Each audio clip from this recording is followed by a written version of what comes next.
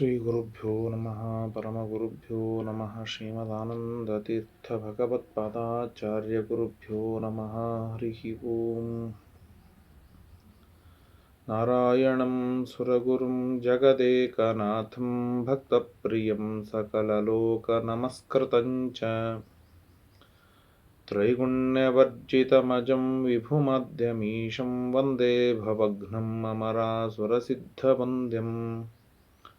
ನಾರಾಯಣಾಯ ಪರಿಪೂರ್ಣಗುಣಾರ್ಣವಾಯ ವಿಶ್ವೋದಯಸ್ಥಿತಿಲಯೋನ್ನಿಯತಿಪ್ರದಾಯ ಜ್ಞಾನಪ್ರದಾಯ ವಿಬುಧಾಸುರಸೌಖ್ಯದುಃಖಸತ್ಕಾರಣಾಯ ವಿತತಾಯ ನಮೋ ನಮಸ್ತೆ.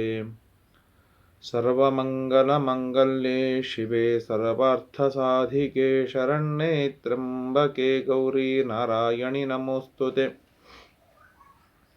ಧರ್ಮ ವಿಜ್ಞಾನ ವೈರಾಗ್ಯ ಪರಮೈಶ್ವರ್ಯಶಾಲಿನಃ ಆನಂದತೀರ್ಥ ಭಗವತ್ಪದಾನ್ ವಂದೇ ನಿರಂತರಂ. ನಮೋಸ್ತು ತಾತ್ವಿಕಾದಿವಾಹ ವಿಷ್ಣುಭಕ್ತಿಪರಾಯಣಾಃ ಧರ್ಮಮಾರ್ಗೇ ಪ್ರೇರಯಂತು ಭವಂತಃ ಸರ್ವ ಏವ ಹಿ.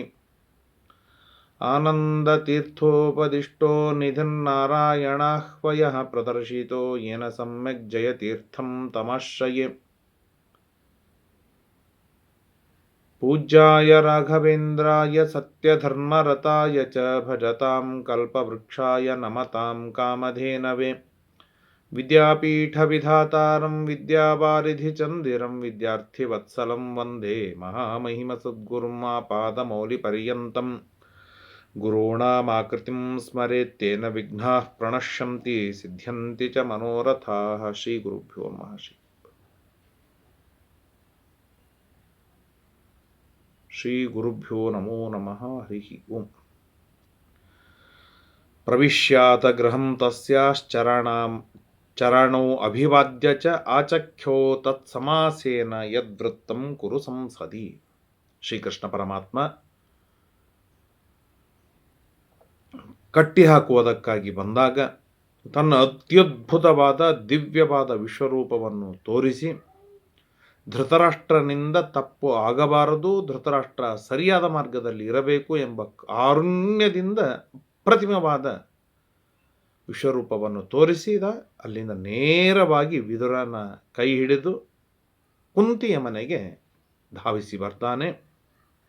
ಇಷ್ಟು ನಾವು ಕಳೆದ ಬಾರಿ ಕೇಳಿದ್ದೇವೆ. ಕುಂತಿಗೆ ಮನೆಗೆ ಬಂದ ಕೃಷ್ಣ ಅಲ್ಲಿ ಮೊಟ್ಟ ಮೊದಲಿಗೆ ಕುಂತಿಯ ಪಾದಗಳಿಗೆ ಎರಗಿ ನಮಸ್ಕಾರವನ್ನು ಮಾಡ್ತಾನೆ. ಮೊದಲಿಗೆ ಬಾಗಿ ಕಾಲು ಮುಟ್ಟಿ ನಮಸ್ಕಾರ ಮಾಡುವ ಕ್ರಮ ಬಿತ್ತು.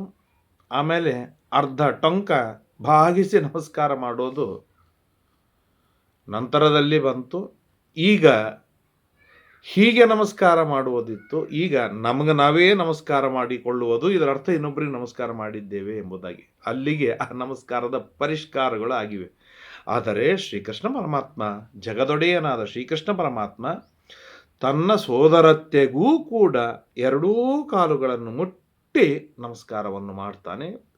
ಮೊಣಕಾಲು ಊರಿ ಪಾದ ಮುಟ್ಟಿ ನಮಸ್ಕಾರವನ್ನು ಮಾಡ್ತಾನೆ. ಮಾಡಿ ಕೂಡಿಸಿಕೊಂಡು ಕೂತ್ಕೊಂಡಾಗ ಎಲ್ಲವನ್ನು ಹೇಳ್ತಾನೆ ವಿಸ್ತಾರವಾಗಿ. ಒಂದು ಮಾತಿನೊಳಗೆ ಹೇಳ್ತಾನೆ, ಸರ್ವಕ್ಷತ್ರಂ ಕ್ಷಣೇನೈವ ದಹ್ಯತೆ ಪಾರ್ಥವನ್ನಿನ. ಯುದ್ಧ ನಿಶ್ಚಯವಾಗಿದೆ. ಕೃಷ್ಣ ಅನೌನ್ಸ್ ಮಾಡಿಲ್ಲ, ಆದರೆ ಕುಂತಿ ಮುಂದೆ ಮೊಟ್ಟ ಮೊದಲಿಗೆ ಅನೌನ್ಸ್ ಮಾಡ್ತಾನೆ. ಏನು, ಅರ್ಜುನನ ಗಾಂಡಿವಾಗ್ನಿಯೊಳಗೆ ಎಲ್ಲ ಕ್ಷತ್ರರು ಕೂಡ ಒಂದೇ ಕ್ಷಣದೊಳಗೇನೆ ಸುಟ್ಟು ಭಸ್ಮರಾಗ್ತಾರೆ. ಕಿಂವಾಚ್ಯಾಹ, ಆದ್ದರಿಂದಾಗಿ ಅಮ್ಮ ನಾನೀಗ ಪಾಂಡವರ ಹತ್ರ ಹೋಗ್ತಾ ಇದ್ದೇನೆ. ಪಾಂಡವರಿಗೆ ಏನಾದರೂ ಉಪದೇಶವನ್ನು ಮಾಡಬೇಕಾ, ನೀ ಏನಾದರೂ ಸಂದೇಶವನ್ನು ಕೊಡಬೇಕಾ, ಹೇಳು ಅಂತ ಹೇಳಿದಾಗ ಬಹಳ ಸುಂದರವಾಗಿ ಹೇಳ್ತಾಳೆ ಕುಂತಿ. ಧರ್ಮರಾಜನಿಗೆ ಒಬ್ಬನಿಗೆ ಸಂದೇಶವನ್ನು ಕೊಡ್ತಾಳೆ. ಶ್ರೋತ್ರಿಯಸ್ಯೈವತೆ ರಾಜನ್ ಮಂದಕಸ್ಯ ಅವಿಪಶ್ಚಿತಃ ಅನುವಾಕ ಹತಾ ಧರ್ಮ ಬುದ್ಧಿ ಧರ್ಮಮೇವೈಕ ಮೀಕ್ಷತೆ. ನೋಡು, ಧರ್ಮರಾಜನಿಗೆ ಒಂದು ಮಾತು ಹೇಳು. ಧರ್ಮರಾಜ ಶ್ರೋತ್ರಿಯನಾಗಿದ್ದರೆ, ಅರ್ಥಾತ್ ಹೆಚ್ಚು ಧರ್ಮಗಳನ್ನು ಶ್ರವಣ ಮಾಡಿದವನಾಗಿದ್ದಾನೆ ಎಂಬುದಾಗಿ ಧರ್ಮರಾಜನಿಗೆ ತಿಳುವಳಿಕೆ ಇದ್ದರೆ, ಪರಿಸ್ಥಿತಿ ಮುಂದೆ ಎಂಥ ಪರಿಸ್ಥಿತಿ ಬಂದರೂ ಅವನ ಬುದ್ಧಿ ಧರ್ಮದಿಂದ ಹಾಳಾಗಬಾರದು. ಇದು ಮೊಟ್ಟ ಮೊದಲನೇದು. ಯಾವಾಗ ಧರ್ಮ ಬುದ್ಧಿ ಅವನದು ಹಾಳಾಗತ್ತೋ ಅವನು ಇಷ್ಟು ವರ್ಷಗಳ ಕಾಲ ಶ್ರವಣ ಮಾಡಿದ್ದು ವ್ಯರ್ಥ. ಆದ್ದರಿಂದಾಗಿ ಯಾವ ಕಾರಣಕ್ಕೂ ಕೂಡ ಧರ್ಮ ಬುದ್ಧಿ ಅವನಿಗೆ ಹಾಳಾಗಬಾರದು. ಹಾಗೆ ಅವನು ಮುಂದಿನ ನಿರ್ಧಾರಗಳನ್ನು ತೆಗೆದುಕೊಂತ ಹೇಳು. ಯಾಕೆ ಅಂತ ಹೇಳಿ ಅಧಾರ್ಮಿಕವಾಗಿ ಅಥವಾ ತನ್ನ ದೌರ್ಬಲ್ಯವನ್ನು ಅಭಿವ್ಯಕ್ತಗೊಳಿಸಿ ತಾನು ಏನು ಪಡೆದುಕೊಂಡರೂ, ಒಂದು ಅಧಾರ್ಮಿಕ ಮಾರ್ಗದಿಂದ ಇನ್ನೊಂದು ದೈನ್ಯ ಮಾರ್ಗದಿಂದ ದೀನನಾಗಿ ಏನು ಪಡೆದುಕೊಂಡರೂ ಕೂಡ ಅದು ಅವನ ಉನ್ನತಿಗೆ, ಅವನ ಸುಖ ಸಮೃದ್ಧಿಗೆ ಅದು ಸೂಕ್ತವಾದದ್ದು ಅಲ್ಲ. ಆದ್ದರಿಂದಾಗಿ ಅಧರ್ಮ ಮಾರ್ಗದಿಂದ ಧರ್ಮರಾಜ ಏನೂ ಪಡೆಯೋದು ಬೇಡ, ದೀನನಾಗಿ ಅವನು ಏನನ್ನೂ ಪಡೆಯೋದು ಬೇಡ. ಇದು ನನ್ನ ಅಜೆಂಡಾ ಇದೆ. ಅರ್ಥಾತ್ ಈಗ ಯಾರೋ ಯುದ್ಧ ಮಾಡಿದರು, ನೀನು ಯುದ್ಧ ಮಾಡಿದಿ, ರಾಜ್ಯವನ್ನು ಅವನಿಗೆ ತಂದು ಕೊಟ್ಟು ಬೇಡ. ಆ ಥರದ ರಾಜ್ಯ ಆ ಧರ್ಮರಾಜನಿಗೆ ಬೇಡ. ಯುದ್ಧ ಮಾಡುವ ಪ್ರಸಂಗದಲ್ಲಿ ನಾನಾ ಥರದ ಅಧರ್ಮಗಳನ್ನು ಮಾಡಿದ, ರಾಜ್ಯವನ್ನು ಪಡೆದ, ಆ ಥರದ ರಾಜ್ಯವೂ ಅವನಿಗೆ ಬೇಡ, ಅವಶ್ಯಕತೆ ಇಲ್ಲ. ಒಂದು ಕಥೆಯನ್ನು ಹೇಳ್ತೇನೆ. ಹಿಂದೆ ಮುಚುಕುಂದ ಎನ್ನುವಂಥ ರಾಜ ಇದ್ದ. ಆ ರಾಜ ದೇವತೆಗಳಿಗೆ ಸಹಾಯಕ್ಕಾಗಿ ಹೋದಾಗ ಕುಬೇರ ಸಂತುಷ್ಟನಾಗಿ ರಾಜ್ಯ ಕೊಡ್ತೇನೆ ಅಂತ ಹೇಳಿದ. ಆ ಮುಚುಕುಂದ ಒಂದು ಮಾತಿನಲ್ಲಿ ನಿರಾಕರಣೆ ಮಾಡಿದ. ರಾಜ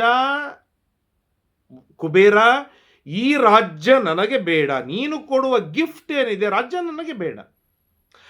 ನೀನು ಕೊಡುವುದಾದರೆ ನನಗೆ ಬಲ ಕೊಡು, ವಿಜಯಿಯಾಗುವಂತೆ ಅನುಗ್ರಹವನ್ನು ಮಾಡು. ನನ್ನ ಪರಾಕ್ರಮದಿಂದಲೇ ನಾನು ಶತ್ರುಗಳನ್ನು ಸೋಲಿಸಿ ರಾಜ್ಯವನ್ನು ಪಡಿತೇನೆ, ನಾನು ಭೋಗ ಮಾಡ್ತೇನೆ ಅಂತ ಅವನು ಹೇಗೆ ಬೇಡಿದ, ಹಾಗೆ ಇನ್ನೊಬ್ಬರು ಕೊಟ್ಟ ರಾಜ್ಯವನ್ನು ಧರ್ಮರಾಜ ಪಡೆಯೋದು ಬೇಡ. ತನ್ನ ಬಲ ಪರಾಕ್ರಮಗಳಿಂದ ಈ 5 ಜನರ ಸಹಾಯ ತೆಗೆದುಕೊಳ್ಳಿ, ಇನ್ನು 50,000 ಜನರ ಸಹಾಯವನ್ನು ತೆಗೆದುಕೊಳ್ಳಿ, ಆದರೆ ಪಡೆಯುವುದು ತನ್ನ ಪರಾಕ್ರಮದಿಂದ ತಾನು ರಾಜ್ಯವನ್ನು ಪಡೆಯಲಿ. ಯಾಕೆ? ರಾಜಾಚರತಿ ಚೇತ್ ಧರ್ಮಂ, ರಾಜಧರ್ಮವನ್ನು ಮಾಡಿದ ಅಂತಾದರೆ ಆ ಧರ್ಮವೇನಿದೆ ರಾಜನನ್ನು ದೇವತಾ ಸಮಾನ, ದೇವತ್ವವನ್ನು ತಂದು ಕೊಟ್ಟು ಬಿಡತ್ತೆ. ಅವನು ಅಧರ್ಮವನ್ನು ಮಾಡಿದ ಅಂತಾದರೆ ಅವನು ಮಹಾ ಆಸುರಿ ಸ್ವಭಾವವುಳ್ಳವನಾಗಿ ನರಕಕ್ಕೆ ಭಾಗಿಯಾಗ್ತಾನೆ. ಅವನಿಗೆ ಹೇಳುವ ಒಂದು ಮಾತು, ಕಾಲೋವಾ ಕಾರಣಂ ರಾಜ್ಞ, ಇಲ್ಲ ಈ ಕಾಲ ಹೀಗಿದೆ, ಕಾಲಕ್ಕೆ ನಾವು ಅಡ್ಜಸ್ಟ್ ಆಗಬೇಕು, ಕಾಲಕ್ಕೆ ನಾವು ತಗ್ಗಿಕೊಂಡು ಬಗ್ಗಿಕೊಂಡು ಹೊಂದಿಕೊಂಡು ಹೋಗಬೇಕು.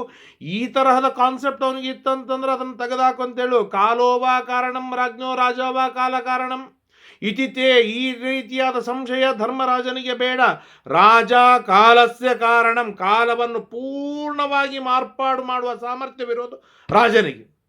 ಆದ್ದರಿಂದಾಗಿ ರಾಜ ಧಾರ್ಮಿಕನಾದ ಕಾಲ ಧರ್ಮಮಯವಾಗತ್ತೆ, ರಾಜ ಅಧಾರ್ಮಿಕನಾದ ಕಾಲ ಅಧಾರ್ಮಿಕವಾಗತ್ತೆ. ಆದ್ದರಿಂದಾಗಿ ರಾಜ ಕೃತಯುಗವನ್ನೂ ಮಾಡಲಿಕ್ಕೆ ಸಾಧ್ಯ, ರಾಜ ಕಲಿಯುಗವನ್ನು ಮಾಡಲಿಕ್ಕೂ ಸಾಧ್ಯ. ಆದ್ದರಿಂದಾಗಿ ರಾಜನೇ ಬಲಾಢ್ಯನಾಗಿರಬೇಕು, ಗಟ್ಟಿಯಾದ ನಿರ್ಧಾರವನ್ನು ತೆಗೆದುಕೊಳ್ಳಬೇಕು.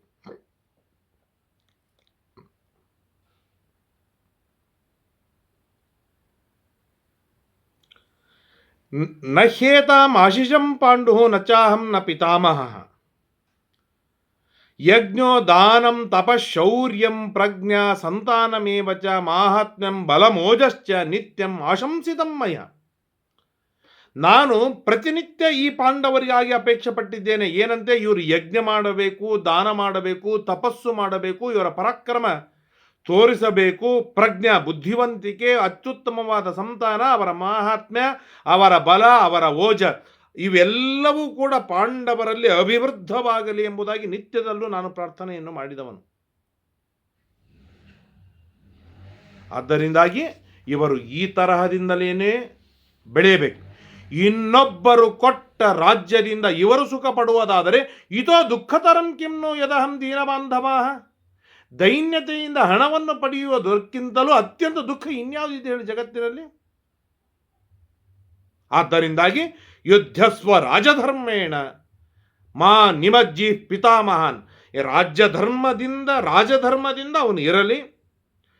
ಹಾಗಿರೋಣದ್ರಿಂದಲೇನೆ ಅವರ ತಂದೆ ಎಲ್ಲರೂ ಉದ್ಧಾರವಾಗ್ತಾರೆ. ಇವನು ರಾಜಧರ್ಮವನ್ನು ಬಿಟ್ಟು ತನ್ನ ಧರ್ಮವನ್ನು ಬಿಟ್ಟ ಅಂತಾದರೆ ಅವರೆಲ್ಲರೂ ದುಃಖದಲ್ಲಿ ಮುಳುಗಿ ಹೋಗ್ತಾರೆ. ಆದ್ದರಿಂದಾಗಿ ತಾನು ರಾಜಧರ್ಮದಲ್ಲಿರಲಿ, ರಾಜಧರ್ಮದಲ್ಲಿಯೇ ಯುದ್ಧವಾಡಲಿ. ಹಾಗಾದಾಗಲೇ ಅವನ ಪುಣ್ಯ ಬೆಳೆಯುತ್ತೆ ಹೊರತು ಇಲ್ಲ ಅವನ ಪುಣ್ಯ ಕ್ಷೀಣವಾಗಿ ಹೋಗುತ್ತೆ. ಆದ್ದರಿಂದಾಗಿ ಆ ತರಹದಿಂದ ಧರ್ಮರಾಜ ಹಾಳಾಗೋದು ಬೇಡ. ತನಗೆ ವಿಹಿತವಾದ ಧರ್ಮದಲ್ಲಿಯೇ ಆಸಕ್ತಿ ಅಭಿರುಚಿ ಉಳ್ಳವಂಥವನಾಗಲಿ ಎಂಬುದಾಗಿ ನನ್ನ ಸಂದೇಶ. ಇಷ್ಟಲ್ಲದೇನೆ ಒಂದು ಕಥೆಯನ್ನು ಹೇಳ್ತೇನೆ, ಆ ಕಥೆ ಅವನಿಗೆ ಹೇಳು, ಅರ್ಥವಾಗತ್ತೆ. ಏನು ಅಂತಂದರೆ, ಹಿಂದೆ ವಿದುಲ ಎನ್ನುವಂಥ ಒಬ್ಬ ದೀರ್ಘದರ್ಶಿಯಾದ ಒಬ್ಬ ಶ್ರೇಷ್ಠ ಕನ್ಯಾಮಣಿ, ಹೆಣ್ಣು ಸ್ತ್ರೀ. ಆಗ ಅವಳಿಗೆ ಒಂದು ಉತ್ತಮವಾದ ಮಗನಾಗ್ತಾನೆ. ಆ ಮಗನ ಹೆಸರು ಸಂಜಯ ಎಂಬುದಾಗಿ. ಅವನು ಹೇಗಿದ್ದ ಅಂತಂದರೆ, ಅನಂದನಮಯ ಜಾತ ದ್ವಿಷತಾಂ ಹರ್ಷವರ್ಧನ, ಕೆಟ್ಟ ಆಲಸಿಯಾಗಿದ್ದ. ಅವನು ಮಲಗಿದಲ್ಲೇ ಮಲಗಿರ್ತಿದ್ದ. ಅವನಿಗೆ ಆಕ್ಟಿವಿಟಿ ಕ್ರಿಯೇಟಿವಿಟಿ ಅನ್ನೋದೇ ಇಲ್ಲ. ಆಗ ಹೋಗಿ ವಿದುಲ ಹೇಳ್ತಾಳೆ, ಅಲ್ಲೋ ಸಂಜಯ ಮಗನೇ, ಅನಂದನ ನನಗೆ ಸಂತೋಷವನ್ನು ಕೊಡದೇನೆ ದುಷ್ಟರಿಗೆ, ನಿನ್ನ ಶತ್ರುಗಳಿಗೆ ಸಂತೋಷವನ್ನು ಕೊಡ್ತೀಯಲ್ಲ ಮೂರ್ಖ. ಯಾಕೆ? ರಾಜ ಆಲಸಿಯಾದರೆ ಶತ್ರುಗಳು ಸಂತುಷ್ಟರಾಗಿರ್ತಾರೆ. ರಾಜ ಪರಾಕ್ರಮಿಯಾಗಿ ಬಲಶಾಲಿಯಾಗಿದ್ದರೆ ಶತ್ರುಗಳು ದುಃಖವಾಗ್ತಾರೆ. ರಾಜ ಆಲಸಿ ಆಗೋದು ಅಂತಂದರೆ ತಾಯಿಯಾದ ನನಗೆ ದುಃಖ, ಶತ್ರುಗಳಿಗೆ ಸಂತೋಷವನ್ನು ತಂದು ಕೊಡುತ್ತೆ. ಉತ್ತಿಷ್ಟ ಕಾಪುರುಷ, ಕುತ್ಸಿತ ಪುರುಷ, ಎದ್ದೇಳು, ಹೋರಾಡು ಅಂತ ಹೇಳಿ ಅವನನ್ನು ಎಬ್ಬಿಸ್ತಾಳೆ. ಅಲಾತಂ ತಿಂದುಕಸ್ಸೇವ ಮುಹೂರ್ತಮಪಿ ಜ್ವಲ. ಕೋಳಿ ಹೊಟ್ಟು ಅಂದರೆ ಹುಟ್ಟು, ಆ ಹೊಟ್ಟು ಏನಿದೆ ಅಂತಂದರೆ ಸ್ವಲ್ಪ ಹೊತ್ತಾದರೂ ಉರಿಯತ್ತೆ. ಹಾಗೆ ನೀನು ಸ್ವಲ್ಪ ಹೊತ್ತಾದರೂ ಮೇಲೆ ಎದ್ದು ಉರಿ, ನಿನ್ನ ಪರಾಕ್ರಮ ತೋರಿಸು. ಅಲಬ್ಧ್ವಾ ಯದಿವಾ ಲಬ್ಧ್ವಾ ಸಾನುಶೋಚತಿ ಪಂಡಿತ. ಹಾಗೆ ನೀನು ಬೆಂಕಿಯಾದರೂ ಹತ್ತಿಕೋ. ಇಲ್ಲದೇ ಇದ್ರೆ ಏನಾಗತ್ತೆ ಅಂತಂದರೆ, ಆ ಹೊಟ್ಟನ್ನು ಎಲ್ಲರೂ ನಿಂದೆ ಮಾಡಿಬಿಡ್ತಾರೆ. ಹಾಗೆ ನೀನು ಯುದ್ಧಕ್ಕೆ ಹೋಗು, ಅಲ್ಲಿ ಗೆಲ್ತೀಯೋ ಸೋಲ್ತೀಯೋ, ಮುಂದಿಂದು ವೀರಮರಣವಾದರೂ ಹೊಂತೀಯಲ್ಲ. ಯಸ್ಯ ವೃತ್ತಂ ನ ಜಲ್ಪಂತಿ. ಕೇಳಿಲ್ಲಿ ಒಂದು ಮಾತು ಹೇಳ್ತೇನೆ ಮಗನೇ, ಯಾರ ಶೀಲವನ್ನು, ಯಾರ ನಡವಳಿಕೆಯನ್ನು, ಅತ್ಯದ್ಭುತವಾದ ನಡವಳಿಕೆಯನ್ನು ಯಾರು 10 ಜನ ನೆನೆಸುವುದಿಲ್ಲಲ್ವಾ, 10 ಜನರ ಬಾಯಿಯಲ್ಲಿ ಬರುವುದಿಲ್ಲಲ್ವಾ. ರಾಶಿವರ್ಧನ ಮಾತ್ರಂ ಸ ನೈವ ಸ್ತ್ರೀನ್ ಅಪಮಾನ್ ಭವೇತ್. ಎಷ್ಟು ರಾಶಿ ಹಣವನ್ನು ಸಂಪಾದನೆಯನ್ನು ಮಾಡಿದರೂ ಏನು ಉಪಯೋಗವಿದೆ ಹೇಳು? ನಿನ್ನ ಹೆಸರು ದಾನದೊಳಗೆ, ತಪಸ್ಸಿನೊಳಗೆ, ಸತ್ಯದೊಳಗೆ 4 ಜನರ ಬಾಯಿಯಲ್ಲಿ ಬರಲಿಲ್ಲ ಅಂತಾದರೆ, ವಿದ್ಯೆಯೊಳಗೆ, ಅರ್ಥಲಾಭೆ, ಹಣ ಸಂಗ್ರಹದೊಳಗೆ, ಶತ್ರುಗಳನ್ನು ಮೆಟ್ಟಿ ಹಾಕಿ ವಿಜಯವನ್ನು ಸಂಪಾದಿಸಿಕೊಳ್ಳುವುದರೊಳಗೆ ನಿನ್ನ ಹೆಸರು ಬರಲಿಲ್ಲ ಅಂತಾದರೆ, ನಿನ್ನ ಪರಾಕ್ರಮ ನಿನ್ನ 4 ಜನರ ಬಾಯಿಯಲ್ಲಿ ಬರಲಿಲ್ಲ ಅಂತಾದರೆ ಬದುಕಿ ಏನು ಸಾರ್ಥಕ ಹೇಳು? ಮಾಸ್ಮ ಶ್ರೀಮಂತಿನಿ ಕಾಚಿತ್ ಜನಯೇತ್ ಪುತ್ರಮೀದೃಶಂ. ಯಾವ ಶ್ರೀಮಂತಿನಿಯೂ ಕೂಡ ನಿನ್ನಂತಹ ಮಗನನ್ನು ಪಡೆಯುವುದಕ್ಕೆ ಅಪೇಕ್ಷೆ ಪಡುವುದಿಲ್ಲವೋ? ಅಪೇಕ್ಷೆ ಪಡುವುದಿಲ್ಲ. ಕೇಳಿಲ್ಲಿ ಒಂದು ಮಾತು ಹೇಳ್ತೇನೆ, ಕೇಳ ಮಗನೇ. ಸಂತೋಷೋ ವೈ ಶ್ರಿಯಂ ಹಂತಿ. ಸಂತೃಪ್ತಿ ಅನ್ನೋದೇನಿದೆ, ಆ ಸಂತೃಪ್ತಿ ಐಶ್ವರ್ಯವನ್ನು ನಾಶ ಮಾಡಿ ಹಾಕಿಬಿಡುತ್ತೆ. ಯಾಕೆ? ಅವನಿಗೆ 10 ರೂಪಾಯಿ ಬಂತು, ಅವನಿಗೆ ಸಂತೋಷ ಪಟ್ಟ ಅಂತಾದರೆ ಅವನು ಯಾವ ಕಾರಣಕ್ಕಾಗಿಯೂ 100 ರೂಪಾಯಿ ಸಂಪಾದನೆಯಲ್ಲಿ ತೊಡಗಿಕೊಳ್ಳುವುದಿಲ್ಲ. ಅವನು ಸಂತೋಷೋ ವೈ ಶ್ರಿಯಂ ಹಂತಿ. ಆದ್ದರಿಂದಾಗಿ ಸಂತೃಪ್ತಿ ಅನ್ನೋದೇನಿದೆ, ಅವನು ಎಂದಿಗೂ ಕೂಡ ಮುಂದೆ ಹೋಗ್ಲಿಕ್ಕೆ ಬರುವುದಿಲ್ಲ, ಬಿಡುವುದಿಲ್ಲ, ಇರುವುದನ್ನು ಉಳಿಸಿಕೊಳ್ಳಿಕ್ಕೆ ಆಗುವುದಿಲ್ಲ. ಆ ತರಹದ ದುರವಸ್ಥೆಯಲ್ಲಿ ಬರ್ತಾನೆ. ಇರುವುದನ್ನು ಉಳಿಸಿಕೊಳ್ಳುವುದಿಲ್ಲ, ಮುಂದೆ ಹೋಗ್ಲಿಕ್ಕೆ ಆಗುವುದಿಲ್ಲ. ಆ ಪರಿಸ್ಥಿತಿ ತಂದು ಕೊಡುವುದು ಯಾವುದು? ಸಂತೋಷ, ಸಂತೃಪ್ತಿ. ಇಷ್ಟು ಬಂತಲ್ಲ ಸಾಕು ಅನ್ನೋ ಸಂತೃಪ್ತಿ. ಇನ್ನೊಂದು ಅನುಕ್ರೋಶ ಏವಚ ದಯೆ. ಯಾರ ಮೇಲೆ ದಯೆ? ಶತ್ರುಗಳ ಮೇಲೆ ದಯೆ ಮಾಡುವುದು ಏನಿದೆ, ಇದೂ ಕೂಡ ಎಂದಿಗೂ ಕೂಡ ನಿನ್ನನ್ನು, ಯಾಕೆ ನೀ ಎಷ್ಟು ಶತ್ರುಗಳ ಮೇಲೆ ದಯೆ ಮಾಡ್ತೀಯ, ಅವರು ನಿನ್ನನ್ನು ಬರ್ಬಾದ್ ಮಾಡ್ತಾರೆ. ಆದ್ದರಿಂದಾಗಿ ಈ ಎರಡು, ಒಂದು ಸಂತೋಷ ಸಂತೃಪ್ತಿ, ಇನ್ನೊಂದು ದಯೆ, ಇವು ಎರಡೂ ಕೂಡ ಎಂದಿಗೂ ನಿನ್ನನ್ನು ಉನ್ನತಿಯ ಮಾರ್ಗಕ್ಕೆ ಒಯ್ಯುವುದಿಲ್ಲ, ಇರುವುದನ್ನು ಉಳಿಸಿಕೊಳ್ಳುವುದಕ್ಕೆ ಬಿಡುವುದಿಲ್ಲ, ದರಿದ್ರನಾಗಿ ಹಾಳಾಗಿ ಹೋಗ್ತದೆ. ಆದ್ದರಿಂದ ಎಂದಿಗೂ ಸಂತುಷ್ಟನಾಗಿ ಇರಬೇಡ ನೀನು. ಹೇಳು, ಪ್ರಗತಿಶೀಲನಾಗು. ಅನುತ್ಥಾನ ಭಯೇ ಚೋಬೆ ನಿರೀಹೋ ನಾಶ್ನುತೆ ಮಹತ. ಏಳುವುದಕ್ಕೇನೆ ಯಾರು ಭಯಪಡ್ತಾರೆ ನೋಡು, ಅವನು ಎಂದಿಗೂ ಕೂಡ ದೊಡ್ಡದಾದದ್ದನ್ನು ಪಡೆಯಲಿಕ್ಕೆ ಸಾಧ್ಯವೇ ಇಲ್ಲ. ಅವನು ಯಾರಿಗೆ ಗುರಿ ಗೋಲ್ಗಳಿಲ್ಲ ಅವನು ಎಂದಿಗೂ ಕೂಡ ಮಹೋನ್ನತವನ್ನು ಸಾಧಿಸಲಿಕ್ಕೆ ಆಗುವುದಿಲ್ಲ. ಆಯಸಂ ಹೃದಯಂ ಕೃತ್ವ, ನಿನ್ನ ಹೃದಯವೇನಿದೆ ಕಬ್ಬಿಣವನ್ನಾಗಿ ಮಾಡಿಕೋ. ಮೃಗಯಸ್ವ, ಹೋಗು, ನಿಂದೇನದ ಹುಡುಕೋದಕ್ಕಾಗಿ ಹೋಗು, ನೀನು ಹೊರಗೆ ಹೋಗು. ಆಗ ಮಗ ಹೇಳ್ತಾನೆ, ಕಿಂತುನೇ ಮಾಂ ಅಪಶ್ಯಂತಾಹ ಪೃಥಿವ್ಯಾ ಅಪಿ ಸರ್ವಯ ಕಿಮಾಭರಣ ಕೃತ್ಯಂತೆ ಕಿಂ ಭೋಗೈರ್ಜೀವಿತೇನವ. ಅಮ್ಮ, ಏನು ಮಾಡಿದ್ರೆ ಏನು ಉಪಯೋಗವಿದೆ ಹೇಳಿ? ಏನು ಭೋಗ ಮಾಡಿದ್ರೇನು, ಏನು ಇಟ್ಕೊಂಡ್ರೇನು, ಏನು ರಾಜ್ಯ ಸಂಪಾದನೆ ಮಾಡಿದ್ರೇನು, ಏನು ಬಂಗಾರ ಸಂಪಾದನೆ ಮಾಡಿದ್ರೇನು, ಏನು ಉಪಯೋಗವಿದೆ ಅಂತ ಹೇಳಿದರೆ ತಾಯಿ ಹೇಳ್ತಾಳೆ, ಬಿದುಲ ಪರೈರ್ ವಿಹನ್ಯಮಾನಸ್ಯ ಜೀವಿತೇನಾಪಿ ಕಿಂ ಫಲಂ. ಇನ್ನೊಬ್ಬರು ನಿನ್ನನ್ನು ಲೂಟಿ ಮಾಡ್ತಾ ಇರುವಾಗ ನಿನ್ನ ಬದುಕೇನು ಫಲವಿದೆ ಹೇಳು? ಹೌದು, ನೀನು ಸಂಪಾದನೆ ಮಾಡಿ, ರಾಜ್ಯವನ್ನು ಸಂಪಾದನೆ ಮಾಡಿ, ಬಂಗಾರ ವೈಡೂರ್ಯಗಳನ್ನು ಆಭರಣಗಳನ್ನು ಸಂಪಾದನೆ ಮಾಡಿ ಏನು ಫಲವಿದೆ ಅಂತ ಕೇಳ್ತೀಯಲ್ಲ. ಹಾಗಾದರೆ ಅದಕ್ಕೆ ನಾನು ಕೇಳ್ತೇನೆ, ಇನ್ನೊಬ್ಬರಿಂದ ನೀನು ಲೂಟಿ ಹೋಗ್ತಾ ಇದ್ದೀಯಲ್ಲ, ನಿನಗೇನು ಫಲವಿದೆ? ಎಲ್ಲ ಕಳೆದುಕೊಳ್ಳೋದ್ರಿಂದ ನಿನಗೇನು ಫಲವಿದೆ?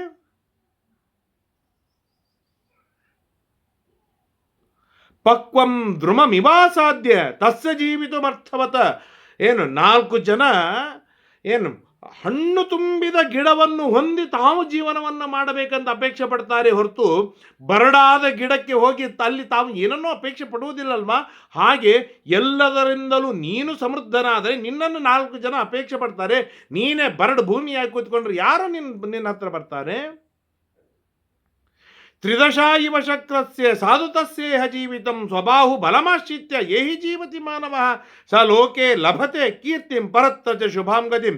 ಯಾರು ತನ್ನ ಬಾಹುಬಲವನ್ನು ಆಶ್ರಯಿಸಿಕೊಂಡು ತಾನು ಜೀವನವನ್ನು ಮಾಡ್ತಾನೆ, ತನ್ನ ಪರಾಕ್ರಮದಿಂದ, ತನ್ನ ಶಕ್ತಿ ಸಾಮರ್ಥ್ಯಗಳಿಂದ, ತನ್ನ ಧೈರ್ಯ ಪರಾಕ್ರಮಗಳಿಂದ ಯಾರು ಜೀವನವನ್ನು ಮಾಡ್ತಾನೆ ಅವನು ಇಲ್ಲಿಯೂ ಕೀರ್ತಿಯನ್ನು ಹೊಂತಾನೆ, ಸತ್ತ ಮೇಲೂ ಉತ್ತಮವಾದ ಸದ್ಗತಿಯನ್ನು ಪಡಿತಾನೋ ಮೂರ್ಖ. ನಿನಗೆ ನಾನು ಯಾಕೆ ಸಂಜಯ ಅಂತ ಹೆಸರಿಟ್ಟನೋ ಗೊತ್ತಿಲ್ಲ, ಆದರೆ ಆ ಸಂಜಯ ಅಂದರೆ ಏನು? ಚೆನ್ನಾಗಿ ಜಯಶೀಲನಾಗುವಂತೆ ಹೆಸರಿಟ್ಟರೆ ಒಂದು ಇರಿವಿ ಮುಂದೆ ಗೆಲ್ಲಿಕ್ಕಾಗುವುದಿಲ್ಲಲ್ವ ನಿನಗೆ? ಅಯಂ ಪ್ರಾಪ್ಯ ಮಹಾಕೃಚ್ಛ್ರಂ ಪುನರ್ಬುದ್ಧಿಂ ಗಮಿಷ್ಯತಿ ದಾರಿದ್ರ್ಯಮಿತಿ ಯತ್ ಪ್ರೋಕ್ತಂ ಪರ್ಯಾಯ ಮರಣಂ ಹಿ ತತ. ನೋಡು, ದಾರಿದ್ರ್ಯ ಅನ್ನೋದು ಏನಿದೆ ಇದು ಮರಣಕ್ಕೆ ಪರ್ಯಾಯವಿದೆ. ಮರಣ ಶ್ರೇಷ್ಠ. ದರಿದ್ರನಾಗಿ ದೀನನಾಗಿ ಇನ್ನೊಬ್ಬರ ಹತ್ರ ಕಾಡಿ ಬೇಡಿ ತಿನ್ನುವುದು ಏನಿದೆ ಅದಕ್ಕಿಂತಲೂ ಅತ್ಯುತ್ತಮವಾದದ್ದು ಸ್ವಾಭಿಮಾನದಿಂದ ಸಾಯುವುದಲ್ಲೇ ಸಲ್ಲವೇ? ಅಂದರೆ ಹೆಂಗೋ ಬದುಕಿದ್ದೀಯ ನೀನು, ಹೆಂಗೆ ಬದುಕಿದ್ದೀಯ? ಏಕಶತ್ರುವಧೇನೈವ ಶೂರೋ ಗಚ್ಚತಿ ವಿಶ್ರುತಿಂ. ನೋಡಿಲ್ಲಿ, ಸಾವಿರಾರು ಶತ್ರುಗಳನ್ನು ಎದುರಿಸಿಕೊಂಡು ನೀನು ಯುದ್ಧ ಮಾಡಿ ಅವರನ್ನು ಸಂಹಾರ ಮಾಡಲಿಕ್ಕೆ ಹೋಗಬೇಡ. ನನಗೆ ಆಸೆ ಇಲ್ಲ. ಒಬ್ಬ ಶತ್ರುವನ್ನು ಹೊಡೆದಾಕು ಸಾಕು, ಒಬ್ಬ ಶತ್ರುವನ್ನು ಹೊಡೆದಾಕು ಸಾಕು. ಇಂದ್ರ ಏನು ಲಕ್ಷಾವಧಿ ಶತ್ರುಗಳನ್ನು ಸಂಹಾರ ಮಾಡಲಿಲ್ಲ, ಒಬ್ಬ ವೃತ್ರಾಸುರನನ್ನು ಸಂಹಾರವನ್ನು ಮಾಡಿದ, ಮಹೇಂದ್ರನಾದ. ಹಾಗೆ ಒಬ್ಬ ಶತ್ರುವನ್ನು ಸಂಹಾರವನ್ನು ಮಾಡು. ಹೋಗು, ಹೇಳು, ಯುದ್ಧಕ್ಕೆ ಹೇಳು. ಯದೇವ ಲಭತೆ ವೀರ ಸುಯುದ್ಧೇನ ಮಹದ್ಯಶಃ. ಈ ಉತ್ತಮವಾದ ಯುದ್ಧದಿಂದ ಏನು ಯಶಸ್ಸನ್ನು ಪಡಿತಾನೆ ಆ ಯಶಸ್ಸು ಇನ್ಯಾವುದರಿಂದಲೂ ಬರಲಿಕ್ಕೆ ಸಾಧ್ಯವಿಲ್ಲ. ಅದು ಸ್ವರ್ಗದ್ವಾರವಾಗಿದೆ. ಕೇಳಿಲ್ಲಿ, ವಿಚಾರ ಮಾಡು, ಹೇಳು.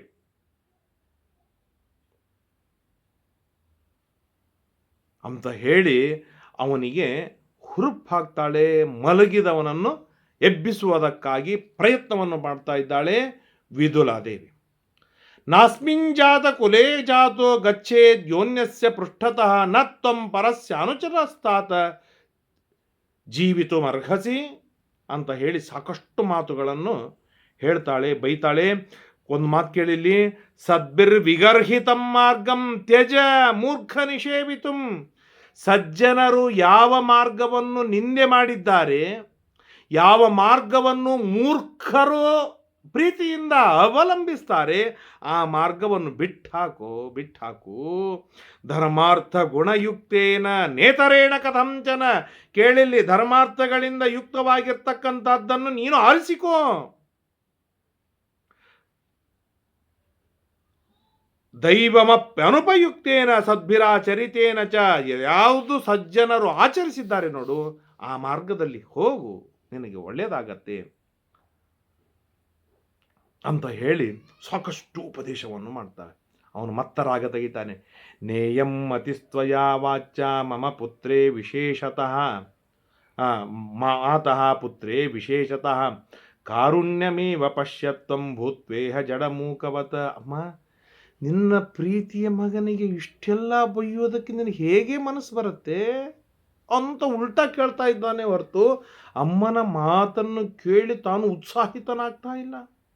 ಆಗ ತಾಯಿ ಮಾತನಾಡ್ತಾಳೆ, ಅಥೋಮೇ ಭೂಯಸೆ ನಂದಿರ್ಯದಿ ಯದೇವಂ ಅನುಪಶ್ಯಸಿ. ಏನು ಪರಿಸ್ಥಿತಿ ಬಂತೋ ಮಹಾರಾಯ ನನಗೆ. ಅಥತ್ವಾಂ ಪೂಜಯಿಷ್ಯಾಮಿ ಹತ್ವಾ ವೈ ಸರ್ವಸೈಂಧವಾನ್. ಸಿಂಧು ದೇಶದಿಂದ ರಾಜರುಗಳು ಬಂದಿದ್ದಾರೆ, ನಮ್ಮ ಮೇಲೆ ದಾಳಿ ಮಾಡ್ತಾ ಇದ್ದಾರೆ. ಹೋಗು, ಅವ್ರ ಜೊತೆ ಯುದ್ಧ ಮಾಡಿ ಬಾ. ನಾನು ನಿನಗೆ ಬೈಯೋದಿಲ್ಲ, ಆಗ ನಿನಗೆ ಪೂಜೆ ಮಾಡ್ತೇನೆ, ಆದರ ಮಾಡ್ತೇನೆ, ಸತ್ಕಾರವನ್ನು ಮಾಡ್ತೇನೆ ಅಂತ ಹೇಳಿ ತಾಯಿ ಮತ್ತೆ ಹೇಳ್ತಾ ಇದ್ದಾಳೆ. ಉತ್ಥಾತವ್ಯಂ ಜಾಗೃತವ್ಯಂ ಯೋಕ್ತವ್ಯಂ ಭೂತಿಕರ್ಮಸು. ಕೇಳಿಲಿ, ಭೂತಿಕರ್ಮಸು, ನಿನ್ನನ್ನು ಶ್ರೇಷ್ಠನನ್ನಾಗಿ ಮಾಡುವ ಶ್ರೇಷ್ಠವಾದ ಕರ್ಮಗಳ ವಿಷಯದೊಳಗೆ ಉತ್ಥಾತವ್ಯಂ, ಮೊದಲಿಗೆ ಎದ್ದೇಳು. ಜಾಗೃತವ್ಯಂ, ಜಾಗೃತನಾಗು. ಯೋಕ್ತವ್ಯಂ, ಅವನನ್ನು ಸಾಧಿಸುವುದಕ್ಕಾಗಿ ಯೋಜನೆಯನ್ನು ಮಾಡು, ಪ್ರಯತ್ನವನ್ನು ಮಾಡು. ಇದೇ ಮಾತನ್ನೇ ಹೇಳ್ತಾರೆ ಶಾಸ್ತ್ರದೊಳಗೆ. ಉತ್ತಿಷ್ಠತ ಜಾಗ್ರತ. ಮಂಗ್ಯ ಮಲಗಿದ ಹಾಗೆ ಮಲಗಬೇಡ, ಮೊಟ್ಟ ಮೊದಲಿಗೆ ಏಳು, ಜಾಗೃತನಾಗು. ಏನು ಮಾಡಬೇಕು ಅಂತ ಜಾಗೃತನಾಗು. ದೊಡ್ಡ ದೊಡ್ಡವಾದ ವಿಚಾರಗಳನ್ನು, ಗೋಲ್ಗಳನ್ನು ಇಟ್ಟುಕೋ. ಶ್ರೇಷ್ಠವಾದ ಕರ್ಮಗಳಲ್ಲಿ ಯೋಜನೆಯನ್ನು ಮಾಡು. ನಿನ್ನನ್ನು ನೀನು ಯೋಜನೆಯನ್ನು ಮಾಡಿಕೋ, ನಿನ್ನನ್ನು ನೀನು ಯೋಜನೆಯನ್ನು ಮಾಡಿಕೋ. ಅದರೊಳಗೆ ಪ್ರಗತಿಶೀಲನಾಗು. ಅದನ್ನು ಸಾಧಿಸುವುದಕ್ಕಾಗಿ ಪ್ರಯತ್ನವನ್ನು ಮಾಡು. ಇಲ್ಲಿ ನಿನಗೆ ಶ್ರೇಯಸ್ಸನ್ನು ತಂದುಕೊಡುವ, ಮುಂದಿನ ಜನ್ಮಾಂತರಗಳಲ್ಲಿ ಅದ್ಭುತವಾದ ಯಶಸ್ಸನ್ನು ಕೊಡುವಂತಹ ಶ್ರೇಷ್ಠವಾಗಿರ್ತಕ್ಕಂಥ ಭಗವತ್ ಪೂಜಾತ್ಮಕವಾದ ಏನೆಲ್ಲ ಕರ್ಮಗಳಿವೆ ಆ ಕರ್ಮಗಳನ್ನು ಸಾಧಿಸುವುದಕ್ಕಾಗಿ ಎದ್ದೇಳು. ಏಳು ಮಾನವ, ಎದ್ದೇಳು ಎಂಬುದಾಗಿ ದಾಸರು ಹೇಳ್ತಾರೆ. ಹಾಗೆ ಒಳ್ಳೊಳ್ಳೆ ಕರ್ಮಗಳನ್ನು ಮಾಡೋದಕ್ಕಾಗಿ ನಿನ್ನನ್ನು ನೀನು ಜಾಗೃತರನ್ನಾಗಿ ಮಾಡಿಕೋ. ಒಳ್ಳೆಯದಾಗತ್ತೆ, ಹಿತವಾಗತ್ತೆ. ಮಂಗಲಾನಿ ಪುರಸ್ಕೃತ್ಯ, ಆ ಕರ್ಮಗಳನ್ನು ಮಾಡ್ತಾ ಇರುವಾಗ ಮಂಗಲಗಳು ನಿನಗೆ ಹರಡಿಕೊಂಡು ಬರುತ್ತೆ, ನಿನ್ನ ಬೆನ್ನು ಹತ್ತಿ ಓಡಿ ಬರುತ್ತೆ.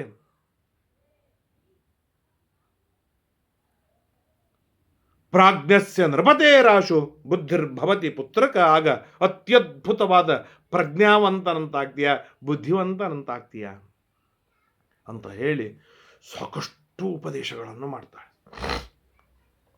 ಅಂದರೆ ಇದರಿಂದ ನಮಗೆ ತಿಳಿಸಿಕೊಡೋದು ಏನು ಅಂತಂದರೆ, ನಮಗೆ ಶ್ರೇಷ್ಠವಾದ ಕರ್ಮಗಳು ಯಾವುದು, ನಮಗೆ ವಿಹಿತವಾದ ಕರ್ಮಗಳು ಯಾವುದು, ಯಾವ ಕರ್ಮದಿಂದ ಇಹದೊಳಗೆ ಪರದೊಳಗೆ ಮುಂದೆ ನನ್ನ ವಂಶದೊಳಗೆ ಮೇಲಿನವರಿಗೆ ಎಲ್ಲರಿಗೂ ಒಳ್ಳೆಯದಾಗುತ್ತೋ ಅಂತಹದ್ದು ಯಾವುದು. ಇದರ ಬಗ್ಗೆ ಒಂದು ಕ್ಷಣಕಾಲವಾದರೂ ನಾವು ಯೋಚನೆಯನ್ನು ಮಾಡಿದ್ದೇವೆಯಾ, ಅಥವಾ ಯೋಚನೆಯನ್ನು ಮಾಡುವುದು ಇವತ್ತಿನ ಕಾಲದಲ್ಲಿ ಅನಿವಾರ್ಯ ಅಂತ ನಮಗೆ ಅನಿಸಿಲ್ಲವ? ಹಾಗೇನಾದರೂ ನಾವು ಒಂದು ವೇಳೆ ವಿಚಾರವನ್ನು ಮಾಡುವವರಾಗಿದ್ದರೆ ನಮಗೆ ಹಿತ ಬೇಕಾಗಿತ್ತು. ಜನ್ಮನಿ ಜನ್ಮಾಂತರದೊಳಗೆ ಅಥವಾ ಮುಂದಿನ ಕುಟುಂಬದೊಳಗೆ ಅಥವಾ ಮೇಲಿನ ವಂಶದೊಳಗೆ ಎಲ್ಲರಿಗೂ ಒಳ್ಳೆಯದಾಗುವಂಥ ಒಂದು ಅತ್ಯದ್ಭುತವಾದ ಶ್ರೇಷ್ಠವಾದ ಕರ್ಮಗಳ ಬಗ್ಗೆ ವಿಚಾರವನ್ನು ಮಾಡಿದ್ದೆವು ಅಂತಾದರೆ ಅಲ್ಲಿ ನಾವು ಜಾಗೃತರಾಗೋದು ಅನಿವಾರ್ಯ. ಮಾಡಿದ್ದಿಲ್ಲ ಅಂತಾಗದರೆ ಉತ್ತಿಷ್ಠತ, ಎದ್ದೇಳುವುದು ಅನಿವಾರ್ಯ, ಜಾಗೃತನಾಗೋದು ಅನಿವಾರ್ಯ. ಆ ಕರ್ಮಗಳನ್ನು ಸಾಧಿಸುವುದಕ್ಕಾಗಿ ನಮ್ಮನ್ನು ನಾವು ವಿನಿಯೋಗಿಸಿಕೊಳ್ಳುವುದು ಅನಿವಾರ್ಯ. ಈ ರೀತಿಯ ಮಟ್ಟದೊಳಗೆ ಯಾರು ಜಾಗೃತರಾಗಿದ್ದಾರೆ ಅವರ ಕೀರ್ತಿ ತಲೆಮಾರುಗಳಲ್ಲಿ ವ್ಯಾಪಿಸಿ ಇರುತ್ತೆ. ತಲೆಮಾರುಗಳಲ್ಲಿ ವ್ಯಾಪಿಸಿರುತ್ತೆ. ಅವನು ಇಹದೊಳಗೂ ಪರದೊಳಗೂ ಅತ್ಯದ್ಭುತವಾದ ಸೌಖ್ಯವನ್ನು ಅನುಭವಿಸುವವನಾಗ್ತಾನೆ. ಆದ್ದರಿಂದಾಗಿ ನಮಗೆ ಅತ್ಯಂತ ಪರಮ ಮಂಗಲಮಯವಾದ ಹಿತವನ್ನು ಉಂಟು ಮಾಡುವ ಸರ್ವೋತ್ತಮವಾದ ಫಲಗಳನ್ನು ಕೊಡುವ ದೇವರ ಆರಾಧನೆ, ಮಂತ್ರಗಳ ಜಪತಪಾನುಷ್ಠಾನ, ವ್ರತಗಳ ಆಚರಣೆ, ಇವುಗಳ ವಿಷಯದೊಳಗೆ ನಾವು ಉತ್ತಿಷ್ಠತ ಏಳಬೇಕಾಗಿದೆ, ಜಾಗರಗೊಳ್ಳಬೇಕಾಗಿದೆ. ಇದು ನನಗಾಗಿ, ಸಮಾಜಕ್ಕಾಗಿ ನಾವು ಎದ್ದೇಳಬೇಕಾಗಿದೆ, ಸಮಾಜವನ್ನು ಜಾಗೃತಗೊಳಿಸಬೇಕಾಗಿದೆ, ಸಮಾಜವನ್ನು ಸನ್ಮಾರ್ಗದೊಳಗೆ ನಡೆಯುವಂತೆ ಎಲ್ಲರೂ ಒಂದಾಗಿ ಹೋಗಬೇಕಾಗಿದೆ. ಹಾಗಾದಾಗ ಮಾತ್ರ ನಾವು ಒಂದು ಶ್ರೇಷ್ಠವಾಗಿರ್ತಕ್ಕಂಥ ಮೈಲುಗಲ್ಲನ್ನು ಸಾಧಿಸಿಕೊಳ್ಳಲಿಕ್ಕೆ ಸಾಧ್ಯವಾಗತ್ತೆ. ಆಗ ಇಡೀ ಜಗತ್ತಿಗೆ ಮಂಗಲವಾಗತ್ತೆ. ಮಂಗಲ ಭೂಯಿಷ್ಠವಾಗಿರ್ತಕ್ಕಂಥ ಜಗತ್ತನ್ನೇ ಸ್ವಯಂ ನಾವು ನಿರ್ಮಾಣವನ್ನು ಮಾಡುವವರಾಗ್ತೇವೆ. ಯಾಕೆ ಅಂತಂದರೆ ಇವತ್ತು ಒಬ್ಬ ರಾಜ ಅಲ್ಲ, ನನಗೆ ನನ್ನ ಮನೆಗೆ ನಾನೇ ರಾಜ ಅಂದ ಮೇಲೆ ನಾನು ಎಷ್ಟು ಧಾರ್ಮಿಕನಾಗಿದ್ದೇನೆ, ನಾನು ಎಷ್ಟು ಪ್ರಗತಿಶೀಲನಾಗಿದ್ದೇನೆ, ನಾನು ಎಷ್ಟು ಎಚ್ಚರಿಕೆಯಿಂದ ಉತ್ಕೃಷ್ಟವಾದ ಸಾಧನೆಗಳನ್ನು ಮಾಡುವುದರೊಳಗೆ ನಾನು ಪ್ರವರ್ತನಾಗಿದ್ದೇನೆ, ಅಷ್ಟು ನನ್ನ ಕುಟುಂಬ ಜಾಗೃತವಾಗಿರ್ತದೆ, ನನ್ನ ಕುಟುಂಬ ಸನ್ಮಾರ್ಗದಲ್ಲಿರುತ್ತೆ.